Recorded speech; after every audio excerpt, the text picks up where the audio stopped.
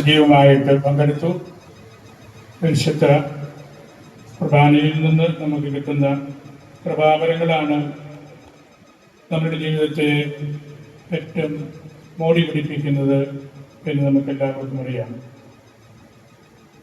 കുർബാനയാകുന്ന അടിത്തറയിൽ നിന്നാണ് നമ്മുടെ തിരുവചന പ്രഘോഷണങ്ങളും അതുപോലുള്ള മറ്റ് ക്ലീശിലായിട്ടുള്ള പ്രാർത്ഥനകളുമെല്ലാം നമ്മൾ അർപ്പിക്കുന്നത്. ചങ്ങനാശ്ശേരി ബൈബിൾ കൺവെൻഷൻ ഇതിനോടകം കീർത്തി കേട്ട ഒരു ആധ്യാത്മിക പ്രസ്ഥാനമാണ്. ധാരാളം പേര് ഇതിൽ വന്ന് പങ്കെടുക്കുന്നുണ്ട്.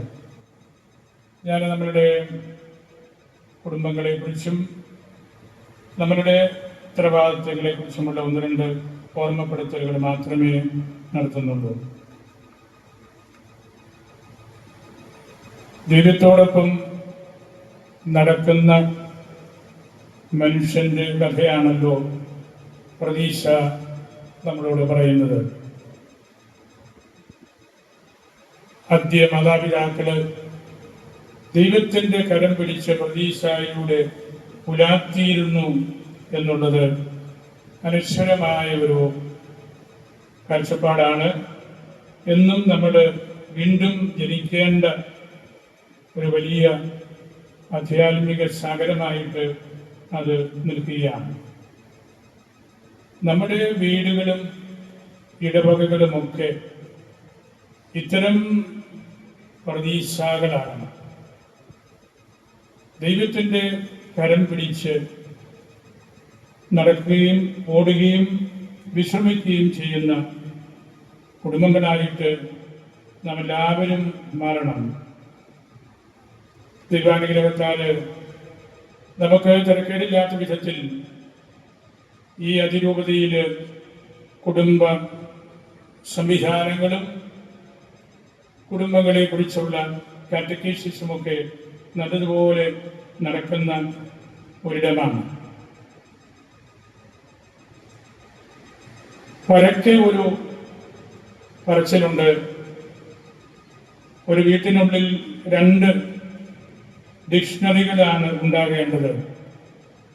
അത് അപ്പനും അമ്മയുമാണ്. നമ്മളൊരു നിഘണ്ടു അല്ലെങ്കിൽ ഡിക്ഷണറി നോക്കുമ്പോൾ അതിനകത്ത് നമ്മൾ ആരും തെറ്റ് പ്രതീക്ഷിക്കുന്നില്ല, ശരികൾ മാത്രമാണ്. അമ്മയാണ് ഏറ്റവും നല്ല പുസ്തകം, എന്നാൽ അപ്പനാണ് എല്ലാ പുസ്തകങ്ങളും വായിക്കാനായിട്ട് പ്രേരിപ്പിക്കുന്നത്.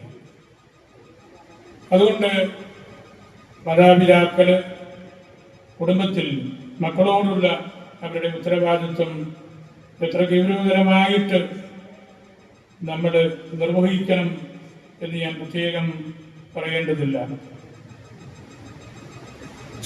സുഭാഷിതങ്ങള് 25-24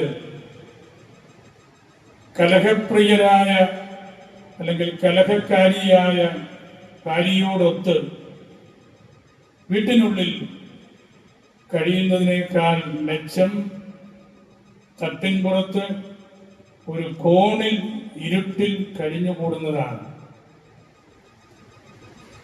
ചങ്ങനാശ്ശേരിയിൽ തട്ടിൻപുറത്ത് താമസിക്കുന്ന ഭർത്താക്കന്മാരില്ലെന്ന് ഞാൻ കരുതുകയാണ്. നമുക്ക് ദൈവം നല്ല വീടും നല്ല വീട്ടുകാരെയുമാണ് തന്നിരിക്കുന്നത്. എത്രയോ നൂറ്റാണ്ടുകൾക്ക് മുമ്പ് പറഞ്ഞ ഒരു തിരുവചനമാണ് സുഭാഷിതം 25-24. കലഹക്കാരിയായ ഭാര്യയോടൊത്ത് വീട്ടിനുള്ളിൽ കഴിയുന്നതിനേക്കാൾ മെച്ചം തട്ടിൻപുറത്ത് ഒരു മൂലയിൽ ഇരുട്ടിൽ കഴിഞ്ഞുകൂടുന്നതാണ്. അതുപോലെ പ്രഭാഷകൻ 7:8 ദുഷ്ടയായ ഭാര്യ ഉരസുന്ന നുകം പോലെയാണ്. അവളെ സ്വീകരിക്കുന്നത് തേളിനെ പിടിക്കുന്നത് പോലെയാണ്. ഏറ്റവും വിഷമുള്ള ഒരു ജീവിയാണ് തേള്. നല്ല ഭാര്യമാരുള്ള ഭർത്താക്കന്മാർക്ക് ആയുസ് ഇരട്ടി ഉണ്ടാകുമെന്ന് തിരുവചനം പറയുന്നുണ്ട്.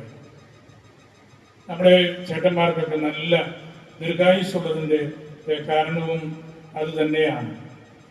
അങ്ങനെ ദൈവം കനിഞ്ഞ് അനുഗ്രഹിച്ച ഈ അതിരൂപതയിൽ ദൈവവചനം കേൾക്കാനായിട്ട് നമ്മൾ ഒന്നിച്ചിരിക്കുമ്പോൾ അത് കർത്താവിൻ്റെ കരം പിടിച്ച് ദൈവത്തിൻ്റെ കൂട്ടത്തിൽ പ്രതീക്ഷയിലൂടെ നമ്മൾ നടക്കുന്ന വലിയൊരു ദൈവാനുഭവം ആകട്ടെ എന്ന് ഞാൻ പ്രാർത്ഥിക്കുകയാണ്.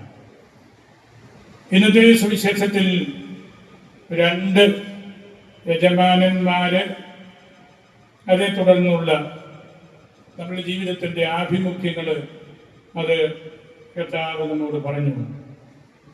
2 അല്ലെങ്കിൽ അതിൽ കൂടുതൽ യജമാനന്മാരെ സേവിക്കാൻ വളരെ എളുപ്പമായിരിക്കും. എവിടെ ചെന്നാലും അവർ പറയുന്നത് കേൾക്കുക, ഒഴുക്കിനൊത്ത് നീന്തുക, സത്യം പറയാതിരിക്കുക. അങ്ങനെ നമുക്ക് ഒരുപാട് യജമാനന്മാരെ സേവിക്കാൻ പറ്റും. 2 അല്ലെങ്കിൽ അതിൽ കൂടുതൽ ആത്മാർത്ഥമായിട്ട് നമുക്ക് അത് ചെയ്യാൻ പറ്റില്ല.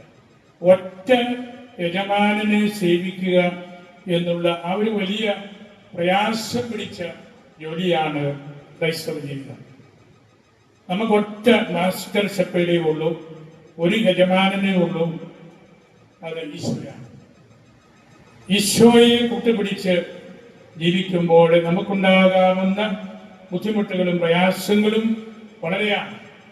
നമ്മുടെ നാളുകളിലൊക്കെ കണ്ടും കേട്ടും മനസ്സിലാക്കിയും ഒക്കെ ഇരിക്കുന്നത് ആ കാര്യം തന്നെയാണ്. ദൈവം എപ്പോഴും പാവങ്ങളുടെ പക്ഷത്താണ്, അടിച്ചമർത്തപ്പെടുന്നവരുടെ കൂട്ടത്തിലാണ്, വിശക്കുന്നവരുടെ കൂട്ടത്തിലാണ്, ലാസറിന്റെ കൂട്ടത്തിലാണ്, ജോബിന്റെ കൂട്ടത്തിലാണ്. ദൈവം എപ്പോഴും അങ്ങനെയാണ്. വേദപുസ്തകം നമുക്ക് പറഞ്ഞു തരുന്നതാണ്. ലാസറിന്റെ കാര്യത്തിലൊക്കെ എത്രയോ വ്യക്തമാണത്. ദൈവത്തിനൊരു വഴിയുണ്ട്. ദൈവം നമ്മളിൽ നിന്ന് ആഗ്രഹിക്കുന്നതും ആ വഴിയെ നമ്മൾ നടക്കണമെന്നാണ്. ലാസറിനെ കൂട്ടുപിടിക്കാനും ജോബ് അനുഭവിച്ച വേദനകൾ നമുക്ക് ഉൾക്കൊള്ളാനുമൊക്കെ സാധിക്കുമ്പോഴാണ് നമുക്ക് നല്ല ക്രൈസ്തവരായിട്ട് മുമ്പോട്ട് പോകാൻ പറ്റുന്നത്. ദൈവത്തിന് ഇഷ്ടമുള്ള 2 വ്യക്തികളായിരുന്നല്ലോ മോശയും എലിയായും. മോശ അടക്കപ്പെട്ടു, ഏലിയ എടുക്കപ്പെട്ടു. മോശ മരിച്ചപ്പോൾ ദൈവം ഇറങ്ങി വന്ന് മോശയെ അടക്കി എന്നതാണ് പാരമ്പര്യം. മോശയ്ക്ക് മരിക്കാനുള്ള സമയമായി. ദൈവം മലഹമാരോട് പറഞ്ഞു, താഴെ ഇറങ്ങി നിങ്ങളത് അറിയിക്കണം. അവർ പറഞ്ഞു, ഞങ്ങൾക്ക് പേടിയാണ്, മോശയോട് മരണത്തെക്കുറിച്ച് പറയാൻ പേടിയാണ്, ഞങ്ങൾക്ക് ഭയമാണ്, ദൈവം തന്നെ പോകണം. യഹൂദ പാരമ്പര്യം അതാണ്. മരണസമയമായി. ദൈവം താഴെ ഇറങ്ങി വന്നു, മോശയെ കണ്ടു. ദൈവം തന്നെ മോശയോട് പറയുന്നുണ്ട്, ഇത്ര നിർമ്മലനായ ഒരു മനുഷ്യനെ മരണത്തിലേക്ക് ക്ഷണിക്കേണ്ടി വന്നതല്ലോ എന്നോർക്കുമ്പോൾ എനിക്കും പ്രയാസമുണ്ട് എന്ന്. പക്ഷെ ദൈവം പറഞ്ഞു, നിനക്ക് ഞാൻ സ്വർഗം തരാനായിട്ട് ആഗ്രഹിക്കുന്നു. അതുകൊണ്ടാണ് ദൈവം മോശയെ അടക്കി. മോശയുടെ കല്ലറ നമുക്ക് എളുപ്പത്തിൽ കണ്ടുപിടിക്കാൻ പറ്റില്ല. മോശയെക്കുറിച്ച് പെരുന്നാളുകളുണ്ടെന്ന് ഞാൻ കരുതുന്നില്ല. മോശയുടെ തിരിശേഷിപ്പും ഉണ്ടെന്ന് ഞാൻ കരുതുന്നില്ല. പ്രദക്ഷിണങ്ങളും മോശയെ ഓർത്ത് ഉണ്ടെന്ന് ഞാൻ അറിഞ്ഞിട്ടില്ല. ദൈവം അടക്കിയ ഒരു വ്യക്തിയുടെ പ്രത്യേകതയായിരിക്കാം അതല്ല. അതുപോലെ തന്നെ ഏലിയ എടുക്കപ്പെട്ടവനാണ്.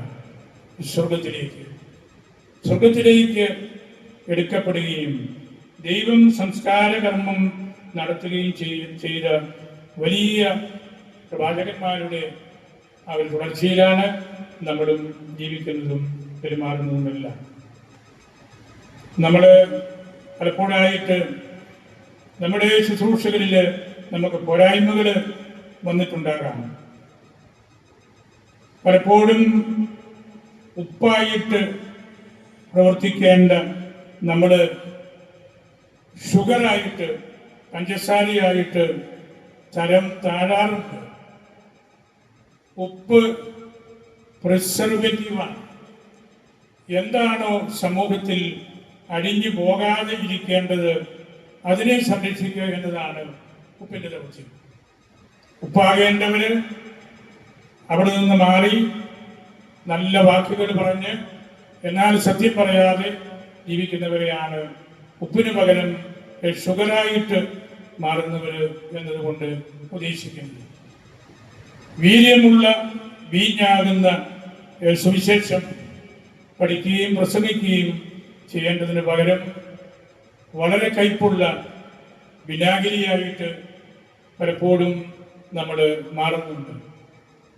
ലോകത്തിൻ്റെ പ്രകാശമായിട്ട് ജീവിക്കേണ്ട നമുക്ക് മിന്നാമിനിങ്ങിൻ്റെ വെട്ടം പോലും കൊണ്ടു നടക്കാൻ പറ്റാത്ത അവസരങ്ങളുമുണ്ട്. അങ്ങനെ നമ്മൾ ഒരു അർത്ഥത്തിൽ പറഞ്ഞാൽ, സാധാരണക്കാരുടെ ഭാഷയിൽ പറഞ്ഞാൽ, പലരും പറയുന്നത് ഞാൻ കേട്ടിട്ടുണ്ട്, എന്നാ കെട്ട അച്ഛനാണ്, എന്നാ കെട്ട മെത്രാനാണ്, എന്നാ കെട്ട കന്യാസ്ത്രീയാണ്. ആ പറയുന്നത് അർത്ഥം അറിയോ? വെളിച്ചമില്ലാത്തവരാണ്. എന്നാ കെട്ട മനുഷ്യനാണ്. ഒരു വെളിച്ചവുമില്ല നമ്മളിൽ. ഈശോയുടെ വെളിച്ചമില്ല, സുവിശേഷത്തിന്റെ വെളിച്ചമില്ല, സഭയുടെ വെളിച്ചമില്ല. അങ്ങനെയുള്ളവരെ കുറിച്ചാണ് സാധാരണക്കാരെ ഇത് പറയുന്നത്. അപ്പൊ നമ്മള് ദൈവവചനത്തിന്റെ ശ്രവണ പരമ്പരയിൽ ഇവിടെ ആയിരിക്കുമ്പോൾ നമുക്ക് നല്ല വെട്ടം കിട്ടിയവരായിട്ട് തിരിച്ചു പോകണം. അതിനുവേണ്ടിയാണ് ഇവിടെ ഈ വലിയ സംവിധാനങ്ങളെല്ലാം ചെയ്തിരിക്കുന്നത്. കുട്ടികളെ മൂല്യത്തിൽ വളർത്താനും അവരുടെ കൂടെ ആയിരിക്കുവാനുമെല്ലാം നമ്മൾ കൂടുതൽ ശ്രദ്ധിക്കേണ്ടതുണ്ട്. ആപ്പിൾ കമ്പനിയുടെ സ്ഥാപകൻ സ്റ്റീവ് ജോബ്സ് പറഞ്ഞ ഒരു കാര്യമുണ്ടല്ലോ, നിങ്ങളുടെ കുട്ടികളെ സമ്പന്നരാക്കാൻ പഠിപ്പിക്കരുത്. അവർ വളരുമ്പോൾ വസ്തുക്കളുടെ വിലയേക്കാൾ മൂല്യത്തിന്റെ വില മനസ്സിലാക്കാൻ പഠിപ്പിക്കണം. വലിയൊരു സന്ദേശമാണ് അദ്ദേഹം നമുക്ക് നൽകുന്നത്. നമ്മൾ പലപ്പോഴും അടിസ്ഥാനപരമായ നമ്മുടെ ഉത്തരവാദിത്വം നിന്നെല്ലാം നമ്മൾ വഴുതി മാറി തെന്നി മാറിയൊക്കെ പോവുകയാണ്.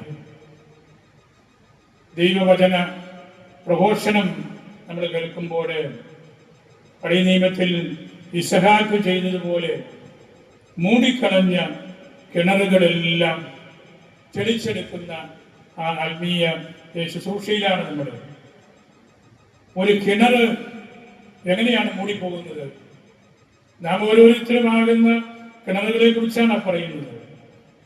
നമ്മളിൽ എർത്തിലിയായിട്ടുള്ള കാർണലായിട്ടുള്ള പെർസ്പെക്റ്റീവ്സ് കൂടുതലാകുമ്പോൾ ഒരു കിണറ്റിൽ മാലിന്യങ്ങൾ വന്ന് അടിഞ്ഞ് നിറയുന്നത് പോലെയാണ്.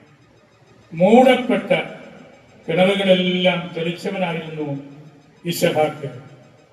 അതുകൊണ്ടാണ് അദ്ദേഹത്തെക്കുറിച്ച് അദ്ദേഹം ഇറക്കിയ കൃഷിയിൽ 100% വിളവ് ക്വാളിറ്റി ഉണ്ടായിരുന്നു എന്ന് പറയുന്നത്. വാസ്തവത്തിൽ ഇത് ഓൾഡ് ടെസ്റ്റമെന്റിന്റെ നിലപാടിനെ തന്നെ ചോദ്യം ചെയ്യുന്ന ഒരു ചിന്തയാണല്ലോ. 100% വിളവ് ന്യൂ ടെസ്റ്റമെന്റ് ആണ്, ഈശോയാണ്, ഈശോയിലാണ്. ഈശോയിലുണ്ടായിരുന്ന ആ കൃപ നല്ലതുപോലെ മുൻകൂട്ടി കാണാനും മനസ്സിലാക്കാനും ഉൾക്കൊള്ളാനും ഇസഹാക്കിന് കഴിഞ്ഞു. നമ്മൾ ഈ പ്രസംഗങ്ങള് ദാനിയേലച്ചന്റെ കേൾക്കുമ്പോൾ എൻ്റെ പൂർണ്ണമായ ഒരു ബോധ്യം, കർത്താവിൻ്റെ ശിരസിൽ ഒഴിക്കാൻ ഒരു കൽഭരണി നിറയെ മേൽത്തരം തൈലവുമായിട്ട് വന്ന ആ സ്ത്രീയുടെ ആ കൽഭരണിയുടെ തന്നെ അവസ്ഥയാണ്. നമുക്കുള്ളതെല്ലാം ഈശോയുടെ ശിരസിൽ നമ്മൾ പകരുകയാണ്. അങ്ങനെ പകർന്നു കഴിഞ്ഞപ്പോൾ ആ ഭരണി എംറ്റിയായി. മാലിന്യങ്ങളിൽ നിന്നെല്ലാം അത് എംറ്റിയായി. ആ ഭരണി വളരെയധികം സന്തോഷിച്ചു. ഈ കർമ്മവും ഈ സുവിശേഷവും ഈ സ്ത്രീയും എല്ലാം ഈ ഭരണിയോട് ബന്ധപ്പെട്ടാണല്ലോ കഴിഞ്ഞത് എന്ന്. ഈ കൽഭരണിയുമായിട്ട് വന്ന ആ സ്ത്രീ മേൽത്തരം തൈലം അവിടെ എംറ്റിയായപ്പോൾ ഈശോയുടെ ശിരസിൽ പകർന്നപ്പോൾ ആ കൽഭരണിക്കുള്ള ഒരു വലിയ സന്തോഷമാണ്. എനിക്കിതിന് അർഹതയുണ്ടായിരുന്നു. നമ്മൾ ഓരോരുത്തരും തിരുവചനം കേട്ട് നമ്മളുടെ അന്തരംഗം കൂടുതൽ ഉണർവിലേക്ക് വരുമ്പോൾ ഈ കൽഭരണിയുടെ സന്തോഷമായിരിക്കാം നമുക്കും. സമറിയാക്കാരി സ്ത്രീയുടെ ഉപേക്ഷിക്കപ്പെട്ട കുടത്തിന്റെ സന്തോഷവുമായിരിക്കാം. ആ കുടം ആ കിണറ്റിന് കരയിലിരുന്ന് ഇപ്പോഴും പറയുന്നുണ്ടാകും, ഉപേക്ഷിക്കപ്പെട്ട ഈ കുടം അതിൻ്റെ ഉടമസ്ഥ വലിയൊരു ശിഷ്യയായല്ലോ എന്ന്. ഈ കുടവുമായിട്ട് ആ സ്ത്രീ അനേക നാടുകളിൽ ഈ കിണറ്റിൻകരയിൽ വന്നു. ഇന്നത് ഉപേക്ഷിക്കപ്പെട്ട നിലയിൽ കിടക്കുകയാണ്. അപ്പോൾ ആ കുടം നമ്മളോട് സംസാരിക്കുന്നുണ്ട്. എൻ്റെ ഉടമസ്ഥ യഥാർത്ഥ ദൈവത്തെ കണ്ടെത്തി. എൻ്റെ ഉടമസ്ഥ നല്ല ഒരു സ്ലീഹായിക്കെടുത്ത ശുശ്രൂഷയിലേക്ക് മാറി. എൻ്റെ ഉടമസ്ഥ ഒരു പട്ടണം മുഴുവനും ദൈവത്തിലേക്ക് വരാൻ കാരണമായി. ഞാൻ ഉപേക്ഷിക്കപ്പെട്ടവളായിട്ട് ഇവിടെ കിടക്കുമ്പോഴും എൻ്റെ ഉടമസ്ഥ ഇന്ന് ആരാണ് എന്ന് ഞാൻ ചിന്തിക്കുമ്പോൾ ഉപേക്ഷിക്കപ്പെട്ട എൻ്റെ അവസ്ഥയും സ്വർഗത്തിലാണ്.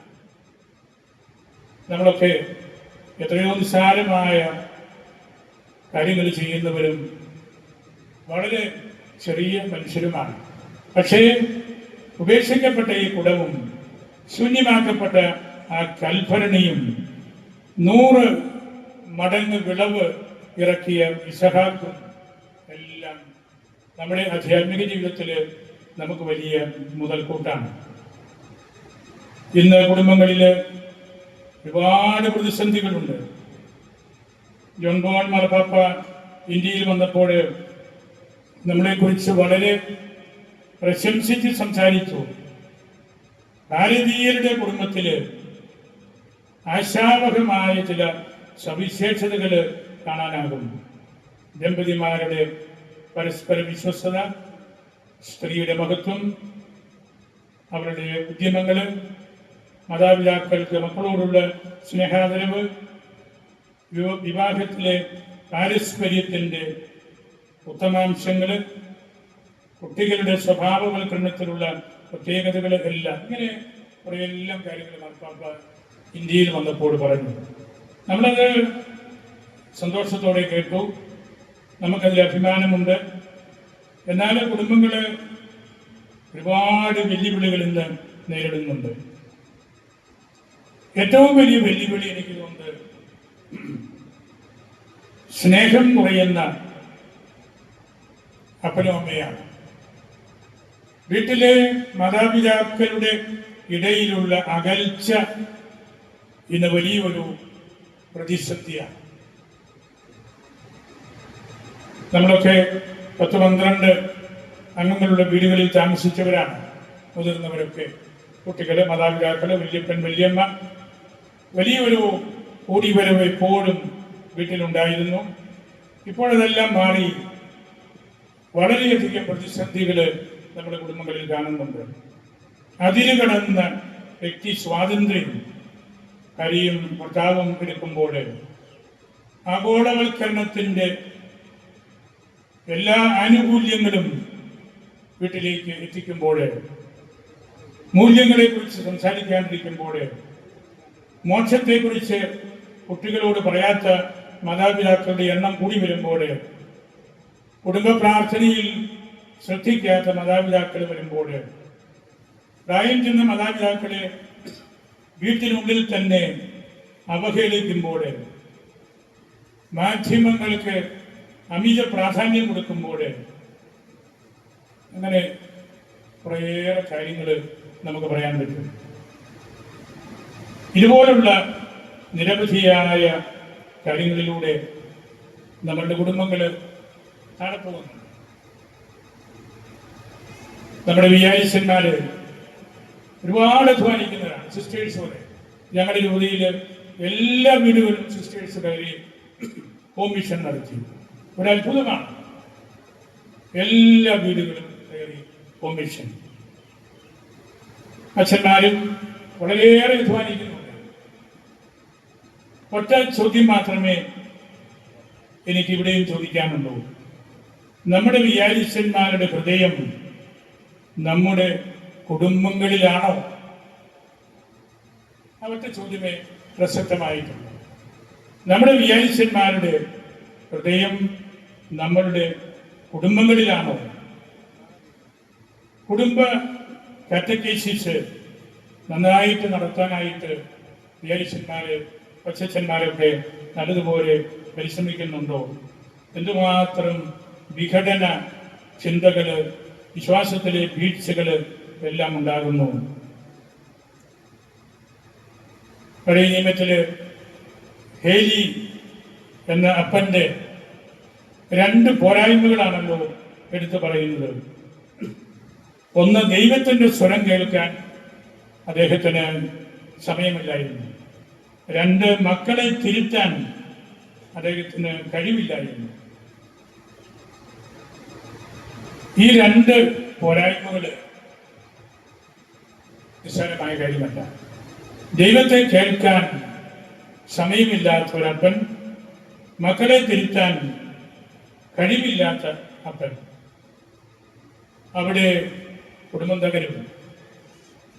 നമുക്ക് നല്ല കുടുംബങ്ങൾ ഇപ്പോഴും ഉള്ളത് നമ്മുടെ ഈ അൺഡിവൈഡഡ് ചങ്ങനാശ്ശേരി പ്രോവിൻസ് ഒരുപാട് നല്ല കുടുംബങ്ങളുണ്ട്. ഒരുപാട് നല്ല അമ്മച്ചിമാര് ആ കുടുംബങ്ങളിൽ ഉള്ളതുകൊണ്ട് ആണ് എന്നതാണ് അതിൻ്റെ പ്രധാനപ്പെട്ട ഉത്തരം. അവരുടെ പ്രാർത്ഥന, അവരുടെ നിരന്തരമായ ദൈവവിചാരം, ബന്ധം എല്ലാം. ഞാൻ എവിടെയോ ഒരു പഴഞ്ചൊല്ല് പോലെ വായിച്ചു. അരിച്ചും പെറുക്കിയും അമ്മ, കുടിച്ചും കൂത്താടിയും അപ്പൻ. ഒരമ്മ വീട് സംരക്ഷിക്കുന്നതിനെ കുറിച്ചാണ്. സാധാരണ വീട് അരിച്ചും പെറുക്കിയും ധാരാളിത്വം ഒട്ടുമില്ലാതെ അമ്മ വീടിനെ കൂട്ടുമ്പോൾ കുടിച്ചും കൂത്താടിയും നടക്കുന്ന അപ്പനുണ്ടെങ്കിൽ അവിടുത്തെ അവസ്ഥ എന്തായിരിക്കുമെന്ന് നമുക്ക് മനസ്സിൽ കരുതാവുന്നതേ ഉള്ളൂ. നമ്മൾ വളരെയധികം ശ്രദ്ധ ഈ മേഖലയിൽ, ഈ അതിരൂപത ചെലുത്തുന്നുണ്ട് എന്ന് എല്ലാവർക്കും അറിയാം, എനിക്കും അറിയാം. കുടുംബങ്ങളെ വളരെയേറെ ശ്രദ്ധിക്കുന്ന ഒരു അതിരൂപതയാണിത്. കുടുംബ കാറ്റഗൈസിസിന് വലിയ പ്രാധാന്യം കൊടുക്കുന്ന അതിരൂപതയാണ്. അതിനോട് ചേർന്ന് ഈ അതിരൂപതയിലെ മറ്റ് രൂപതയും ജാക്കന്മാരുമൊക്കെ പ്രവർത്തിക്കാനും ഒക്കെ പരിശ്രമിക്കുന്നുണ്ട്. കുട്ടികളിലേക്ക് കുറെ കൂടെ നമ്മൾ ശ്രദ്ധിക്കേണ്ടതുണ്ട്. നമ്മളുടെ വീടുകളില്, നമ്മുടെ ദേവാലയങ്ങളില്, നമ്മുടെ സമർപ്പിത ഭവനങ്ങളില്, അവിടെയെല്ലാം കാരുണ്യത്തിന്റെ ചിന്തകൾ ഇനിയും കൂടണം. നമ്മുടെ വീടും സ്ഥാപനങ്ങളും എല്ലാം കാരുണ്യത്തിന്റെ ഉറവകളും ഉറവിടങ്ങളുമാണ്. സാമൂഹ്യക്ഷേമം നമ്മൾ നന്നായിട്ട് നടത്തുന്ന അതിരൂപതയും രൂപതകളുമൊക്കെയാണ്. സാമൂഹ്യക്ഷേമം ഈശോയുടെ പരസ്യ ജീവിതത്തിന്റെ തുടർച്ചയാണ് എന്ന് നമ്മൾ മറന്നു കളയരുത്. എന്നാൽ അത് മാത്രവുമാകരുത്.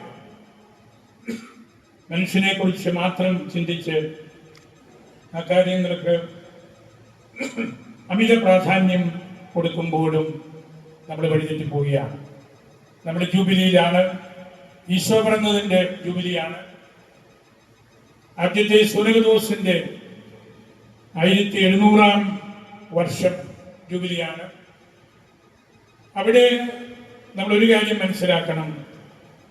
ആ കൗൺസിലിലേക്ക് വരാനുള്ള പ്രധാനപ്പെട്ട ഒരു കാര്യം ഈശോയുടെ ദൈവികതയെക്കുറിച്ച് വേണ്ട രീതിയിൽ പഠിപ്പിക്കാൻ സാധിച്ചില്ല എന്നത് മാത്രമേ ഉള്ളൂ. ആരിയൂസ് വലിയ പണ്ഡിതനായിരുന്നു, വലിയ പ്രീസ്റ്റായിരുന്നു, അലക്സാണ്ട്രിയയിൽ അറിയപ്പെട്ട ആളായിരുന്നു. അതുകൊണ്ട് അദ്ദേഹം നല്ലതുപോലെ ഈശോയുടെ മാനുഷികതയെക്കുറിച്ച് നല്ലതുപോലെ പഠിപ്പിച്ചു. എത്ര നല്ല പ്രവാചകനാണ്, എത്ര നല്ല മനുഷ്യനാണ്. അവിടേക്ക് വലിയൊരു ആകർഷകത്വം ഉണ്ടായി. അവിടെ സംശയിക്കപ്പെട്ടത്, വേണ്ട രീതിയിൽ പറയാൻ പറ്റാതെ പോയത് ഈശോയുടെ ദൈവികതയാണ്. സത്യദൈവവും സത്യമനുഷ്യനും എന്ന് ഒരുപോലെ പഠിപ്പിക്കാൻ അദ്ദേഹം പരാജയപ്പെട്ടു. പക്ഷേ മറ്റ് പ്രബോധനത്തിൽ വളരെയേറെ ആളുകൾ വന്നു. അന്നത്തെ ചരിത്രം നമ്മൾ പഠിക്കുമ്പോൾ അവിടുത്തെ യഥാർത്ഥ ചരിത്രം അച്ഛന്മാര് എല്ലാവരും ഇതിൽ ആകർഷകരായി. പിതാക്കന്മാരും കൈവിരലുകളിൽ എണ്ണി ഒതുക്കാവുന്ന മെത്രാന്മാര് മാത്രമേ ഈ ആര്യനുസരത്തിൽ പെട്ടുപോകാത്തവരുണ്ടായിരുന്നുള്ളൂ. എന്നിട്ട് ആ ഗ്രന്ഥകാരൻ പറയുകയാണ്, that number can be limited even to the fingers of a single hand. ഒറ്റ കൈയുടെ 5 വിരലുകളിൽ ഒതുക്കാനുള്ള മേലധ്യക്ഷന്മാര് മാത്രമേ അന്ന് ഈ ആര്യനുസത്തിൽ പെടാതെ പോയുള്ളൂ. അപ്പൊ നമ്മള് നിഖിയായുടെ ജൂബിലിയൊക്കെ ആഘോഷിക്കുമ്പോൾ അതിൻ്റെ പ്രത്യേകതയും മേന്മകളുമെല്ലാം നമ്മൾ പഠിക്കുമ്പോൾ അവിടെ പറയേണ്ട ദൈവികമായ ആ ഒരു യാഥാർത്ഥ്യം. ഇവിടെ നല്ല ദൈവശാസ്ത്ര കോളേജും സ്കൂളും എല്ലാം ഉണ്ട്. ദൈവശാസ്ത്ര വൊക്കാബുലറി വേണ്ടതുപോലെ വളരുന്നില്ല. ദൈവത്തെക്കുറിച്ച് വേണ്ടതുപോലെ പറയുന്നില്ല. അതിന് നിശ്ചയമൊക്കേതാണല്ലോ. നമ്മളും സംസാരിക്കുന്നുണ്ടെങ്കിലും പലപ്പോഴും എളുപ്പമുള്ള മാനുഷിക വശങ്ങൾ മാത്രം പറഞ്ഞ് ഒതുക്കുകയാണ്. അതുകൊണ്ട് നമ്മൾ ഈ തിരുവചന പ്രഘോഷണങ്ങളൊക്കെ കേൾക്കുമ്പോൾ നമ്മളിലുള്ള ആത്യന്തികമായ ദൈവികത, അതിന് നമ്മുടെ ദൈവശാസ്ത്ര സ്കൂളുകൾ, മൊണാസ്റ്റിസിസം, ദേറാകള്, മിണ്ടാമടങ്ങള് ഇതെല്ലാം ഈ അതിരൂപതയിലുണ്ട്. ഒട്ട് പലതും പലയിലുമുണ്ട്.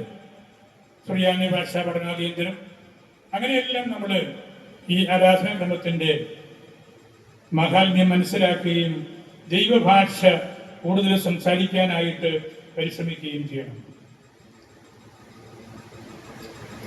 നമ്മുടെ കാഴ്ചകള്, നമ്മുടെ പ്രവർത്തനങ്ങള് കുറെ കൂടെ മാനുഷികമാകാനുണ്ട്. എൻ്റെ പൂർണ്ണമായ ബോധ്യമതാണ്. നമ്മുടെ സ്ഥാപനങ്ങള് അല്ലെങ്കിൽ നമ്മൾ തന്നെ നേരിട്ട് ഉത്തരവാദിത്വം വഹിക്കുന്ന പല പ്രസ്ഥാനങ്ങളും വേണ്ട രീതിയിൽ ജനകീയമായിട്ടില്ല, ആളുകൾക്ക് ഉപകാരമില്ല എന്നെല്ലാം പല പറച്ചിലുകളുണ്ട്. നമ്മളത് കൂടുതൽ ശ്രദ്ധിക്കണം. നമ്മുടെ കടപ്പുരകള് ദരിദ്രരുടെ മടിയിലും വിധവയുടെ വീട്ടിലും പണിയാൻ നമുക്ക് സാധിക്കണം. അങ്ങനെ ഒരു നിർമ്മാണം നമ്മൾ നടത്തണമെങ്കിൽ നമുക്ക് മനസ്സിൽ തോന്നുന്ന കാര്യങ്ങൾ മാത്രം പോരാ, നമുക്കൊരു നല്ല നേത്ര കാഴ്ച കൂടെ ഉണ്ടാകണം. എന്തുമാത്രം ഓട്ടോറിക്ഷക്കാര്, ചുമട്ട് തൊഴിലാളികള്, അംഗവൈകല്യമുള്ളവര്, ജോലി ഒന്നും ഇല്ലാത്തവര്, തുന്നൽ ജോലി എടുത്ത് ജീവിക്കുന്നവര്, റെയിൽവേ സ്റ്റേഷനിൽ കിടന്ന് ജീവിക്കുന്നവര്, ഇങ്ങനെ നമ്മൾ കണ്ണ് തുറന്ന് നോക്കിയാൽ നമ്മളുടെ സുവിശേഷ പ്രഘോഷണങ്ങളുടെയൊക്കെ ഫോക്കസ് ഒന്ന് മാറ്റേണ്ടതായിട്ടുണ്ട്. ഒരുപാട് കാര്യങ്ങളിൽ നമ്മൾ ഇനിയും ശ്രദ്ധിക്കാനുണ്ട്. പരമ്പരാഗതമായ രീതിയിൽ നമ്മൾക്ക് കാര്യങ്ങൾ നടത്തിക്കൊണ്ട് പോകാൻ എളുപ്പമാണ്. പുതിയ ഒരു ലെൻസിലൂടെ നമ്മുടെ ഈ കുർബാനയുടെയൊക്കെ ആ മിസ്റ്റിസിസത്തിൻ്റെ അല്ലെങ്കിൽ അത് നമുക്ക് നൽകുന്ന ആ ഒരു നിർവൃതി, അത് ഞാനീ പറഞ്ഞ ഞാനൊരു 4-5 ആളുകളുടെ കാര്യം എടുത്തു പറഞ്ഞതേ ഉള്ളൂ, അവരിലേക്കൊക്കെ കുറെ കൂടെ എത്തിക്കുവാനും ഒക്കെ നമുക്ക് സാധിക്കണം. അങ്ങനെ നമ്മുടെ ദൈവവചന പഠനം അടിസ്ഥാനമായിട്ടത് ദൈവാരാധനയിലേക്കും ദൈവത്തിൻ്റെ അനന്തമായ ആ ഒരു രഹസ്യാത്മകതയിലേക്കും എത്തിക്കണം. കാർഡറാണത് പറഞ്ഞല്ലോ. തിയോളജി പഠിച്ച ഒരുപാട് സർമാരിട്ടുണ്ട്. Christianity is either mysticism or nothing. അതാണ് അദ്ദേഹം പറഞ്ഞത്. വളരെയേറെ വലിയ റാഷണൽ തിയോളജി എഴുതിയ ആളാണ് അദ്ദേഹം. എന്നിട്ട് അദ്ദേഹം കണ്ടുപിടിച്ച കാര്യമാണ് Christianity is either mysticism or nothing. മിസ്റ്റിക്കലായിട്ടുള്ള മൗലികമായ മൊണാസ്റ്റിക് ആയിട്ടുള്ള ദേറാകളോട് ബന്ധപ്പെട്ട വെളിപാടിൻ്റെ ഭാഷകളോട് ബന്ധപ്പെട്ട ഒരു ജീവിതവും അതിൻ്റെ പ്രാധാന്യവും നമുക്ക് കണ്ടെത്താനായിട്ട് സാധിക്കുന്നില്ലെങ്കിൽ ക്രിസ്ത്യാനിറ്റി നമ്മളുടെ വിരലിൻ്റെ ഇടയിലൂടെ ഊർന്ന് നഷ്ടപ്പെടും എന്നാണ് അദ്ദേഹം പഠിപ്പിച്ചത്. നമുക്കത് കുറേ കൂടി എളുപ്പമാണ്. പൗരസ്ത്യ സഭകൾ ഇത്തരത്തിലുള്ള ചിന്തകളൊക്കെ കുറെ കൂടുതൽ കേൾക്കുകയും പഠിക്കുകയും പഠിപ്പിക്കുകയും ഒക്കെ ചെയ്യുന്ന ഒരു സഭാ സംവിധാനമാണ് നമുക്ക് ഉള്ളത്. നമ്മൾ നോമ്പിലാണ്, തരക്കേടില്ലാത്ത വിധത്തിൽ നോമ്പ് നോക്കുന്ന പ്രദേശമാണ് നമ്മുടേത്. നല്ലപോലെ ഇറച്ചി മീനും കഴിക്കുന്ന ചാച്ചന്മാരും അമ്മച്ചമാരും നോമ്പ് കാലത്ത് ചങ്ങനാശ്ശേരിയിലും പാലായിലും കാഞ്ഞിരപ്പള്ളിയിലൊക്കെ ഉണ്ടെന്ന് ഞാൻ കരുതുന്നുണ്ട്. ചെറിയ പുഞ്ചിരിയൊക്കെ നമുക്ക് വരുന്നുണ്ട്, എങ്കിലും ഞാൻ കരുതുന്നില്ല. നമുക്കതിൽ കുറേയൊക്കെ നിഷ്ഠയുണ്ട്. പ്രാർത്ഥന ഒട്ടും ഇല്ലാത്ത വീടുകളും അധികമുണ്ടെന്ന് ഞാൻ കരുതുന്നില്ല. പ്രാർത്ഥനയില്ല, നോമ്പില്ല, ഇതൊക്കെ നമ്മൾ ഇങ്ങനെ പറയുമ്പോഴും ഇതെല്ലാം നമുക്കുണ്ട്. ഒരുപക്ഷെ നമ്മളെക്കാൾ കൂടുതൽ നമ്മുടെ മാതാപിതാക്കൾക്കാണ്, അൽമായർക്കാണ്.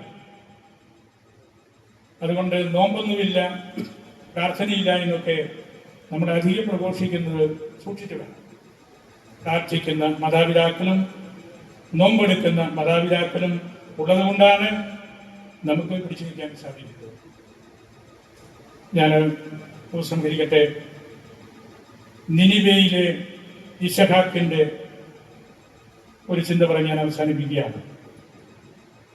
ആഹാരം വെടിഞ്ഞുള്ള ഉപവാസം വിശ്വാസിയുടെ ശരീരഭാഷ എളിമയുടെയും വിനയത്തിൻ്റെതുമാക്കി തീർക്കും. നോമ്പ് അനുഷ്ഠിക്കുന്ന വിശ്വാസി ഓജസ്സും തേജസ്സും ഉള്ളതായി കാണപ്പെടുന്നു. നോമ്പിൽ ശരീരം ആഹാരം വർജിക്കുമ്പോൾ ആത്മാവിന് അതിൻ്റെ ഭക്ഷണമായ ധ്യാനം, തിരുവചനം, അനുതാപം, പ്രാർത്ഥന തുടങ്ങിയവയെല്ലാം ലഭിക്കുന്നു. ലോകം എന്നാൽ പല വിചാരങ്ങളാൽ രൂപീകൃതമായ വിചാരങ്ങളാണ്. ഇവർ ജനിക്കുകയും പക്വതയിൽ എത്തുകയും ചെയ്യുമ്പോൾ അവർ തിന്മകളായി മാറുകയും ആ വ്യക്തിയെ കൊല്ലുകയും ചെയ്യുന്നു. ഒരു കുട്ടി അമ്മയില്ലാതെ ജനിക്കുന്നില്ലാത്തതുപോലെ അന്യവിചാരങ്ങളില്ലാതെ വികാരങ്ങളും ജനിക്കുന്നില്ല. അദ്ദേഹം നോമ്പിന് വേണ്ടി ഒരുക്കിയ ഒരു പ്രഭാഷണത്തിലെ ഒരു ചെറിയ ഭാഗമാണ്. അതിലെല്ലാം അതിൻ്റെ തെറ്റായ വഴിയാണല്ലോ നമ്മൾ ഈ നാടുകളിലൊക്കെ കാണുന്നത്. എത്ര വലിയ ഭീകരമായ ഒരു അന്തരീക്ഷത്തിലേക്ക് നമ്മൾ മാറിക്കഴിഞ്ഞു. വലിയ ഒരു എന്താണ് വാക്കുകൾ പോലും നമുക്ക് കിട്ടുന്നില്ല. ഇത്ര വിസ്മയം ജനിപ്പിക്കുന്ന കാര്യങ്ങളാണ് നമ്മൾ ഈ നാടുകളിലൊക്കെ മദ്യം മയക്കുമരുന്ന് വഴിയെല്ലാം കണ്ടത്. താമരശ്ശേരിയിൽ, വെള്ളൂര്, ഞാറമൂട്, അവിടെയെല്ലാം അമ്മയെ കൊല്ലുന്ന മകനുണ്ട്, അപ്പനെ കൊല്ലുന്ന മകനുണ്ട്, കുടുംബാംഗങ്ങളെ മുഴുവൻ കൊല്ലുന്ന മക്കളും വർഗീയമായ രീതിയിൽ റാഗിങ് നടത്തുന്നവരും എല്ലാം ഉള്ള ഒരു സ്ഥലമായി മാറുകയാണ്. എന്താണ് ഇവർക്ക് പറ്റുന്നതെന്ന് നമുക്കറിഞ്ഞുകൂടാ. ആത്യന്തികമായിട്ട് നമ്മുടെ എല്ലാം തെറ്റായ വഴികളിലൂടെയുള്ള നീക്കങ്ങൾ കൊണ്ടുകൂടിയാകാം.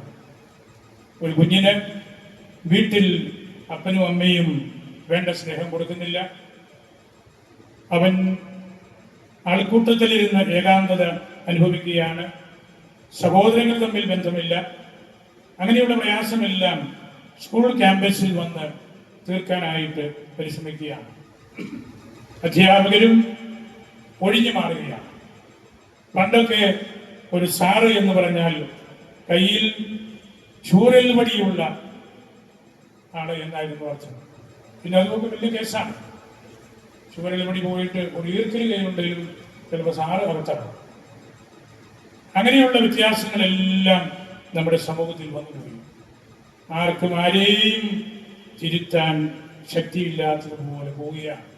സഭയിലും സമൂഹത്തിലും കോളേജുകളിലും കലാലയങ്ങളിലും എല്ലാം മയക്കുമരുന്ന് ഇല്ലെങ്കിൽ ജീവിതത്തിൽ ഒരു ത്രില്ലില്ല എന്ന ഒരു സ്വാഭാവിക അവസ്ഥയിലേക്ക് മാറുകയാണ്. ഈ തിരുവചനമെല്ലാം ഇവിടെ ദാനിയേലിന്റെ നമ്മൾ കേൾക്കുമ്പോൾ വലിയൊരു സമൂഹമുണ്ട്. ഇവിടെ മാതാപിതാക്കളും സമർപ്പിതരും അച്ഛന്മാരും എല്ലാം നിങ്ങൾ നമ്മുടെ ഇടവകകളിൽ കുടുംബങ്ങളോട് ബന്ധപ്പെട്ട് ഈ കാര്യങ്ങളെല്ലാം ഒന്നുകൂടി പഠിപ്പിക്കണം. അടിസ്ഥാനപരമായിട്ടുള്ള പ്രശ്നം കുടുംബത്തിലെ പ്രശ്നമാണ്. കുടുംബത്തിൽ തീർക്കാൻ പറ്റാത്തത് സ്കൂളിലും കോളേജിലും വന്ന് അവർ തീർക്കുന്നത് മാത്രമേ ഉള്ളൂ. നമുക്ക് സാറന്മാർക്കും മറ്റുള്ളവർക്കും ഒക്കെ പരിമിതികളുണ്ട്. അതുകൊണ്ട് ഈ ബൈബിൾ കൺവെൻഷൻ നല്ല ഒരു നവോത്ഥാനം നമ്മളുടെ കുടുംബങ്ങൾക്ക് കിട്ടാനുള്ളൊരു അവസരമാകട്ടെ എന്ന് ഞാൻ പ്രാർത്ഥിക്കുകയാണ്. ഞാൻ എൻ്റെ വാക്കുകൾ സംഭരിക്കുന്നു. പിതാവ് നിർബന്ധം പറഞ്ഞെന്നെ പിടിച്ചു കൊണ്ടുവന്നതാണ്. എനിക്ക് 3-4 കാര്യങ്ങൾ കഴിഞ്ഞിട്ടാണ് ഞാൻ വന്നത്. ഇനിയുമുണ്ട്, എല്ലാവർക്കും ഉണ്ട്. എങ്കിലും എനിക്ക് യാത്രയ്ക്ക് തന്നെ 1.5 മണിക്കൂർ എടുക്കും. എനിക്ക് കുർബാനയും പിന്നീട് ഒരു സംസാരവും കൂടി അത്ര എളുപ്പമല്ല. എങ്കിലും പിതാവിനോടുള്ള ഒരു വലിയ അടുപ്പത്തിൻ്റെ പേരിലാണ് ഞാൻ വന്നത്. ഇവിടെ വന്ന് കുർബാന അർപ്പിക്കാനും നിങ്ങളോട് കുടുംബത്തെക്കുറിച്ചും നമ്മുടെ ഈ നാടുകളിലെ പ്രയാസങ്ങളെക്കുറിച്ചും ഒക്കെ ഏതാനും മനുഷ്യർ വന്ന് സംസാരിക്കാനും ഒക്കെ സാധിച്ചു. പിതാവ് നല്ല ശക്തനായ ആളാണ്, കരുത്തനായ ആളാണ്. ചങ്ങനാശ്ശേരിയിലെ പിതാക്കന്മാരുടെ ചരിത്രവും അവരുടെ മഹിമയും എല്ലാം അത് തന്നെയാണ്. അവരെല്ലാം വളർത്തിയ ഈ അതിരൂപതയ്ക്ക് ഇപ്പോൾ നല്ല മിഴിവാർന്ന നേതൃത്വം കൊടുക്കുന്ന അറിയിപ്പിതാവിനെ ഞാൻ ഹൃദയത്തിൽ സൂക്ഷിക്കുന്നു. കത്തീഡ്രൽ വികാരിച്ചിനെയും ഇതിനോട് ബന്ധപ്പെട്ടിട്ടുള്ള മറ്റ് അച്ഛന്മാരെയും എല്ലാം സ്നേഹത്തോടെ ഓർക്കുന്നു. ദാനിയേലച്ചനാണ് ഞങ്ങൾക്ക് വചനം പങ്കുവയ്ക്കുന്നത് ഞാൻ മനസ്സിലാക്കി. പാലായിലും ബൈബിൾ കൺവെൻഷനിലും കത്തീഡ്രലിലും മറ്റിടവുകളിലെല്ലാം വന്ന് അച്ഛനും പ്രസംഗിച്ചിട്ടുണ്ട്. വളരെ നല്ല ആഴമായ രീതിയിൽ തിരുവചന വ്യാഖ്യാനം നടത്തുന്ന ആളാണ് അച്ഛന്. അച്ഛൻ്റെ ശക്തമായ വാക്കുകളും തിരുവചനത്തോടുള്ള ആ ഒരു പ്രതിബദ്ധതയും തീർച്ചയായിട്ടും നമുക്ക് വലിയൊരു അനുഗ്രഹമാണ്. തിരുവനന്തപുരം അതിരൂപതയുടെ ഏറ്റവും വലിയൊരു അസറ്റ് ഈ ദാനിയേലച്ചനാണെന്നാണ് എൻ്റെ പൂർണ്ണമായ ബോധ്യം. അദ്ദേഹത്തിൻ്റെ ദൈവശാസ്ത്ര ചിന്തകളും വചനാധിഷ്ഠിതമായ ജീവിതവും ആ സഭയെ മാത്രമല്ല, നമ്മുടെയും മാത്രമല്ല, ലോകം മുഴുവനും തിരുവചനം പ്രസംഗിക്കുന്ന ആളാണ്. അങ്ങനെ നമുക്ക് കൂടുതൽ ഉണർവും ഉന്മേഷവും നമ്മുടെ എല്ലാ ഹൃദയത്തിൽ ഉണ്ടാകട്ടെ എന്ന് ഞാൻ പ്രാർത്ഥിക്കുന്നു. അവരെല്ലാവരെയും പരിശുദ്ധ അൽഫോൻസാമ്മയ്ക്കും പരിശുദ്ധ ചാവറ പുണ്യവാടചനം സമർപ്പിച്ച് പ്രാർത്ഥിച്ച് എൻ്റെ വാക്കുകൾ ഉപസംഹരിക്കും.